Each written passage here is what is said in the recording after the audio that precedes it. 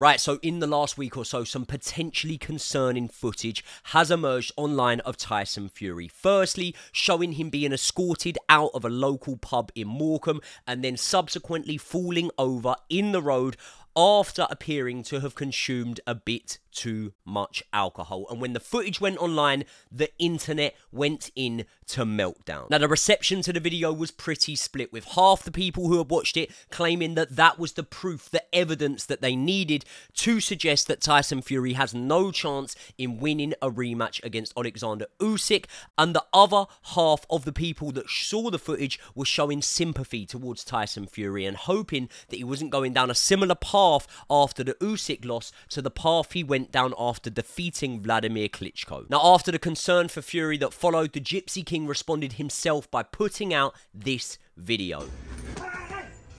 In the gym, on the heavy bag, hands are looking fairly quick, doesn't look like he's put on too much weight. Hey guys, Tyson Fury here, back in the gym as you can see, counting down the days until I can get my redemption on Usyk. December the 21st is going to be my time.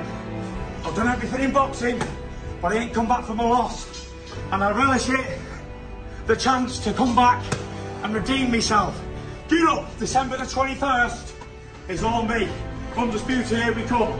Back on the bag, there you go. Well, it probably won't be undisputed, actually, because we know that one of the belts may be stripped by them. But listen, one video of you pissed out of your head doesn't mean your life's gone to shit, and one video of you hitting the heavy bag doesn't mean that you're firing on all cylinders. But I was impressed, at least by the wording of Tyson Fury in this clip, because you notice how he mentions redemption. Now, I actually went on Google and got the Oxford Languages definition of the word redemption, and it was explained as the action of saving or being saved from sin, error, or evil. Interesting. And you notice the way that Tyson Fury talks about the greats coming back from losses, and that leads me to believe that Tyson Fury has now accepted the loss to Oleksandr Usyk, and for me, that is exactly what I would have wanted to hear, because Tyson could have put out a video tarnishing Usyk or claiming he was robbed, as he alluded to on the night, but he didn't. Tyson Fury acknowledged the loss and told the public that he was excited for the opportunity to put things right. And maybe Tyson Fury needed the low of waking up and seeing his drunken antics spread all over social media. But again, despite Fury putting out the follow-up video which showed him on the bag and showed him talking a good game, we can't ignore the fact that if Tyson Fury is regularly drinking alcohol or possibly taking his eye off the ball when it comes to his diet, in between now and December 21st, he is going to have a mountain to climb when he takes on a consummate professional and very possibly the best heavyweight of this era. And Tyson might not have the resume of other heavyweight greats from the past, but what he does have is great moments, winning the British title in a huge domestic dust-up between the unbeaten at the time Derek Chisora and himself all those years ago when both men were just prospects, beating Klitschko in Dusseldorf, getting up in the 12th round against Deontay Wilder and then going back over to the States and knocking him out, selling out Wembley Stadium and the Spurs Stadium respectively. But one thing that all of the heavyweight greats from the past have done that Tyson Fury has not is coming back from defeat. And yes, if he had lost to someone other than Oleksandr Usyk, a potential pound for pound #1, he might have even more chance of ticking that coming back from defeat box. But if Tyson Fury is to come back from the defeat he suffered at the hands to Oleksandr Usyk and is to win the rematch, that will go a real way to cementing his legacy. So that leads us nicely onto the question that if Tyson Fury is to redeem himself and is to beat Oleksandr Usyk in a rematch, what does he need to do? Well, much like boxing, that question is very subjective. And this is just my interpretation of the things that he needs to do to give him the best chance of beating Oleksandr Usyk. But for what it's worth, here are my 3 keys to victory and 3 keys to a Tyson Fury redemption. Number one is that he has to live the life. There's no point in us pretending that Tyson Fury's career has not been affected by his lifestyle at times, you know. Gaining weight in between fights has long since been an issue for Tyson Fury, and this issue actually stretches back a lot further than just the subsequent sort of weight gain after the Klitschko fight when he had depression. I was actually watching an interview of Tyson Fury the other day, and he was saying that when the first initial Klitschko fight was delayed, he actually thought it was a good thing because he had lost almost 7 stone in the build-up to that fight, and he felt he needed a little bit more time to acclimatize himself and to get used to the weight that he was now walking round at. So the postponement of the fight actually came as a blessing in disguise for Fury, because the training camp centered around losing weight is not going to be a training camp fit for purpose, and that purpose is fine-tuning your game plan, working on the execution of said game plan, and not relying heavily on shifting weight, because the two things don't go hand in hand, and therefore it's probably going to result in you doing extra sessions when you need to rest, you eating less when you need to fuel, and focusing on the scales when you need to be focusing on Oleksandr Usyk. In fact, I actually struggle to think of a fighter who ballooned up in weight in between fights and then was able to consistently compete at elite world level. Look at Ricky Hatton, Tyson Fury's friend, for the example of this. Ricky Hatton used to gain a lot of weight and by his own self-admission used to live a bad lifestyle in between his fights, and he was still able to cut the weight, to show up, to put in performances and to get wins at world level. But when he stepped up to elite world level against Manny Pacquiao and Floyd Mayweather, he was found wanting. And it could just be a case that he was in there against much better operators than himself, and no matter what he did, he still would have lost those fights. But you could also say that if his body had have been looked after better in the years prior to those fights, and he had had better conditioning and a stricter lifestyle, maybe he would have fared better in those fights. We could say the same about Billy Joe Saunders, Kell Brook, Andy Ruiz, Adrian Broder, and a whole host of other names who have all been known to let themselves go in between fights. You've also got to remember that the risk of injury is massively, massively heightened when you are training with extra weight on your body, because running, sparring, strength and conditioning are all riskier activities when you're carrying around excess weight, and they are going to put you in a more vulnerable position in your camp where you could pull up with injury and things could go wrong. Drinking alcohol is also another thing that Fury needs to try and avoid, but I'm not going to put on the old holier than thou act here and make out like it's not something that I do from time to time, it's not something that a lot of you guys do from time to time, and probably we all do it a lot more than Tyson Fury has. I am not going to definitively say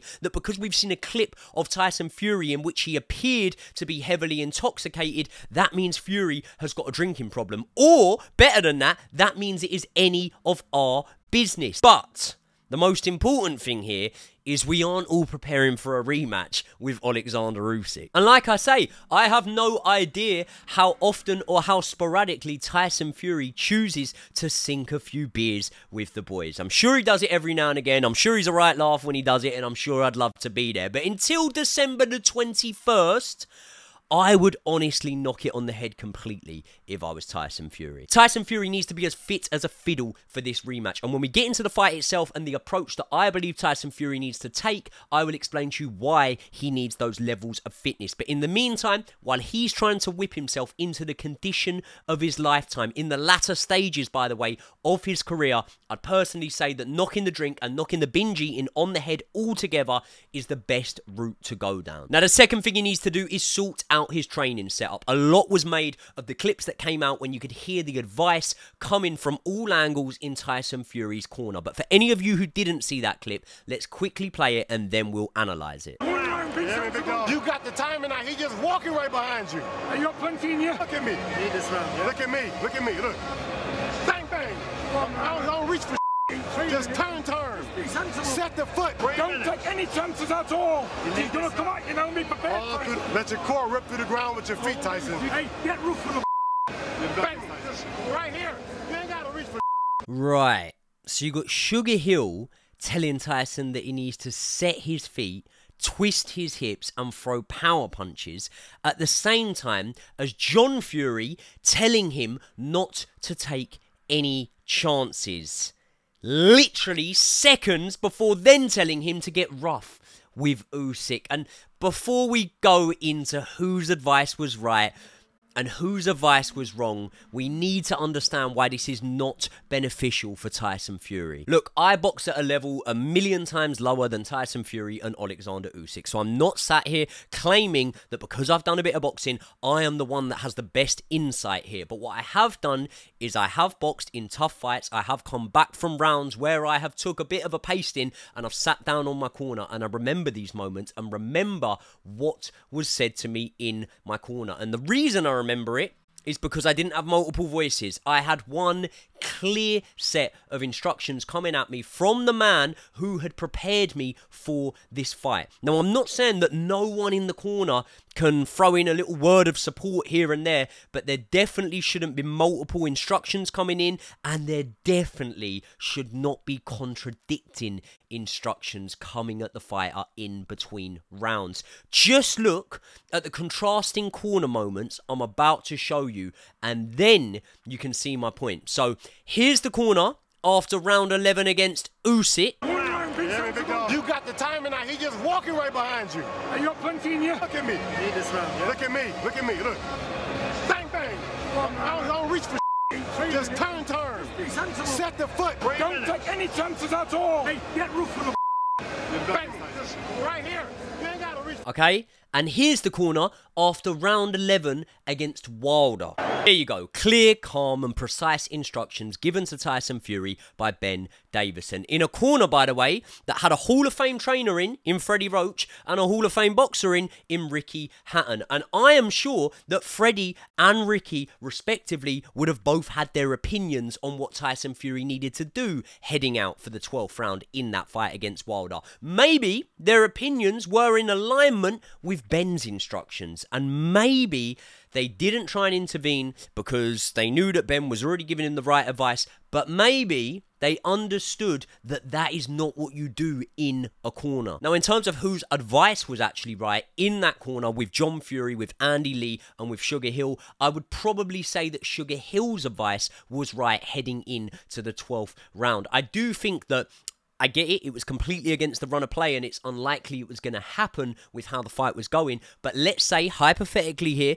if Tyson Fury had have had a huge 12th round in that fight against Usyk, let's say he had have wobbled Usyk, hurt him again like he did in the 6th, or let's say he even scored a knockdown on Usyk, then I think that maybe when it comes to the judges' scorecards, we might have seen a draw. We might have seen something a little bit more interesting go on there. But maybe, just maybe, a more aggressive version of Tyson Fury may well have resulted in a more vulnerable version of Tyson Fury. An easier Tyson Fury to hit, and therefore John Fury's initial advice of not taking chances could have held Tyson Fury in better stead, especially when it comes to having the opportunity to live to fight another day. And although Tyson Fury has suffered knockdowns whilst being trained by Sugar Hill, you would imagine the amount of time spent with him, obviously being his son, John Fury has seen Tyson Fury in more vulnerable positions than Sugar Hill has, and therefore maybe John Fury being able to look into his son's eyes and know where Tyson Fury was at that moment in time, maybe John Fury's advice was right. Ultimately, we don't know. But regardless of whether Sugar Hill's advice needs to change, his presence definitely does need to change. Because I personally believe that we've seen the best of Tyson Fury under the stewardship of Peter Fury and Ben Davison, respectively. And what do those two have in common? They did not leave Tyson's side. Because without knowing this for a fact, I could pretty much put my last penny on it that there's rarely, if ever, been one single round of sparring that Tyson Fury has done when he was being trained by Peter Fury or when he was being trained by Ben Davison that his head coach, no matter which one of them it was at the time, was not there to witness. They were with Tyson Fury nearly 24/7, and Sugar Hill, on the other hand, does leave Tyson Fury's side. And I'm not saying that he's not there when it matters. i.e. in the build-up to fights and as fights are close approaching, because ultimately he is. But I would argue that when it matters for Tyson Fury is probably different to when it matters for other fighters. When it matters to me for Tyson Fury is in between fights, and that is where I think a coach's role for Tyson Fury is so much more than just getting him ready for the fights. I believe that Tyson needs a trainer that is both disciplined and present to keep him on the straight and narrow and to motivate him, and no matter how good your intentions are, you simply cannot do that over text message or over FaceTime. You need to be in person alongside Tyson Fury. Now, you might say to me, well, hold on, Sugar Hill's got a life, and Sugar Hill's got a family, and most importantly, Sugar Hill's probably got a stable of fighters. But those fighters are not generating Sugar Hill the amount of money that Tyson Fury is. Those fighters will not be in as bigger magnitude fights as Tyson Fury is. And therefore, in my opinion, those fighters are going to have to play second fiddle at the moment to Tyson Fury. So now I believe that Sugar Hill needs to make a decision. Can he be by Tyson Fury's side 24/7 in the build-up to the December 21st date in Saudi Arabia? And if the answer to that is yes, then brilliant. Sugar Hill is the man to drive Tyson Fury forward. But I also believe that the presence of his dad, John, in training and on the night and on fight week is something that maybe should not be necessary for this fight. And I'm sure Turki Al-Sheikh and the boys over in Saudi will be able to get John Fury a front row seat where he can support Tyson Fury. But in terms of being in the corner of his son on the night, again, that's just something that personally I don't want to see. Now, obviously, this isn't an ideal world, and ultimately, that is not a world that we live in. But if they can remain by each other's side in the build-up, I do think that Sugar Hill should be retained in his role as head coach going into the Usyk rematch. And that is due to his stylistic coaching ability, which brings me on to my final point, and that is the third point. Tyson Fury must go for the stoppage in this fight. Now, as hard as it may be and as unlikely as you guys might think it is, these two are heavyweights, and both men probably possess about an equal chance of stopping one another. But I do think with Sugar Hill and Andy Lee, you know what you're going to get in terms of your best options for a training setup. They come from the Kronk gym, and the Kronk fighters know one way and one way only of finishing a fight. I myself pondered with the idea of Tyson Fury bringing in a new coach, bringing in a fresh voice to listen to. But ultimately, with the fight being, what, 6 months or so away, I just think at this point that would be counterintuitive. I don't think that you're going to have enough time to gel with someone to understand that. And not only that, Sugar Hill's now got 12 rounds of experience when it comes to how Oleksandr Usyk matches up against Tyson Fury, which before the fight was massively just a guessing game for all of us. I honestly believe that Sugar Hill's instructions for the most part for that fight were good, and the fact that Tyson Fury wasn't always able to follow those instructions more so gives you an indication of just how good Oleksandr Usyk is, rather than an indication of the shortcomings of Tyson Fury's corner team. But what I do believe is that it was not a tactical decision for Tyson Fury to start the fight on the back foot. I believe that Fury always felt that his best work would have come walking Usyk down, roughing him up. But until the 5th round, Fury wasn't really able to truly do that, especially not in a dominant fashion, because Oleksandr Usyk doesn't play the same style of mind games as Tyson Fury. But believe me, this fella does get in your head. I believe that opponents become so aware of just how good Oleksandr Usyk is that when they get in the ring and he doesn't just immediately blitz them, they start to think they're doing a little bit better than they are, and they start to operate within a comfort zone. And that comfort zone is exactly where Usyk wants you to be. Usyk knows that his cardio is far superior to most men that he will enter a boxing ring with, and therefore I think it is within his best interest to prolong the amount of time it takes you to figure out that actually despite feeling more comfortable than you initially thought you would, you are losing the fight, and therefore you must go for it. Then in an ideal world for Usyk, by the time you do go for it, your energy levels are already fast diminishing, meaning that if he can ride through the storm in the middle rounds, as he did against Tyson Fury, he can then look to take over the fight again. So therefore, my conclusion is that Fury is going to have to take more risks in this fight than he has ever took in a fight before. Risks that in taking, by the way, you fully understand will probably put you in a vulnerable position. But then I take you back to the start of the video and where I said I felt it was a good thing that Tyson Fury had accepted the loss. Accepting something is the best way to get over it and the best way to move forward. And if Tyson Fury wants to move forward with his career as a champion, he needs to accept, in my opinion, that you're not going to win this fight on points. So if you're going to conquer your quest for redemption and therefore cement your legacy, you need a stoppage. And when is the best time to get this stoppage? For me, it's early on. Now, I said that I didn't think that Tyson Fury planned to box the early rounds on the back foot, but one thing I do think he planned to do that he executed perfectly was to invest in Usyk's body. I have never seen Usyk been hit to the body that many times in a fight before, and Tyson Fury did some lovely work to the body. And although it didn't pay off, and it ultimately didn't slow Usyk down, and didn't help Tyson Fury get a stoppage, what I do think it did was sometimes disguise where the shots were coming from, and I think that some of the headshots that Fury landed were a direct result of the investment he had done into the body, and therefore thrown Usyk off when it came to the direction of where the punches were being aimed at. But if Fury starts this fight as he did the last, I just don't think that when the opportunity potentially comes to him, maybe in the middle or the latter rounds, he is going to have enough fitness,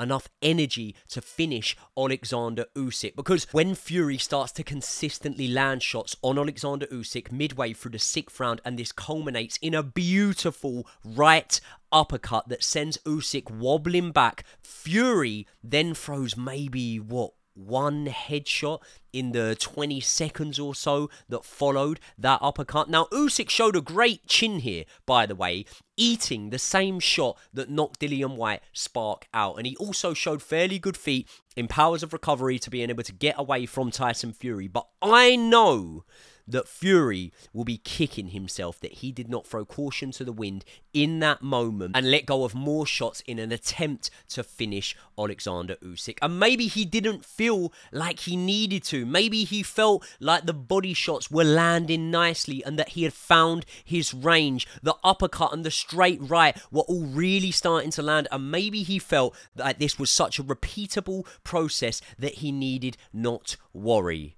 But maybe, and just maybe, his fitness levels at that point in the 6th round did not allow him to be able to empty the tank on Oleksandr Usyk and pull the trigger when it needed pulling. So if we're trying to identify how Fury can repeat this process but then have more success in doing it, then I think we really just need to simplify this. And then I think there's two things that we need to look at. The first thing is his fitness, and Fury definitely needs to be fitter. Maybe that drunken night out that we saw was just a flash in the pan, and maybe he is back in the gym. Maybe he is chomping at the bit and relishing the opportunity, and he is going to rock up to this next fight in a much better physical condition than he did the first fight between the two. You've got to remember now he's not going to have the excess weight that he had going into the Usyk fight that he had to lose after taking his eye off the ball somewhat, in my opinion, against Francis Ngannou. But the man across the ring from him this time is elite. This time does have layers to his game and will be prepared. So maybe the fitness levels don't even change all that much, and maybe what Tyson Fury needs to do is he needs to do everything in his power to ensure that that moment that came for him in the 6th round when he hits Oleksandr Usyk with the uppercut comes a lot earlier on in the rematch, and therefore allows Tyson Fury to have more energy in the tank so that he can look to force a stoppage. And I'll stop you right there because I can hear the button bashing already. I know you're about to get in the comments and you're about to tell me that it doesn't matter what Tyson Fury does because Oleksandr Usyk is the pound for pound #1 and he is just too good. And do you know what? You may be right. You may be right. But you might also be wrong. And that is the beauty of boxing, because me, you, and nobody else really knows what's going to happen until it happens. And I'm no expert. I am just a fan that loves boxing, as I'm sure you do too. But for me, Fury needs to train for a stoppage and fight for a stoppage in this rematch. And as I've just stated, they are the 3 keys to victory for me. But people, I'm really interested to hear your guys' thoughts. How do you see the rematch going? Are you concerned for the mental welfare of Tyson Fury? And what changes do you see Oleksandr Usyk implementing in this rematch? People, please do me a massive favor. If you made it to the end of this video, smash the like button, hit the subscribe button if you are not already, and let me know in the comment section what you want to see me cover next. I will see you all in the next one.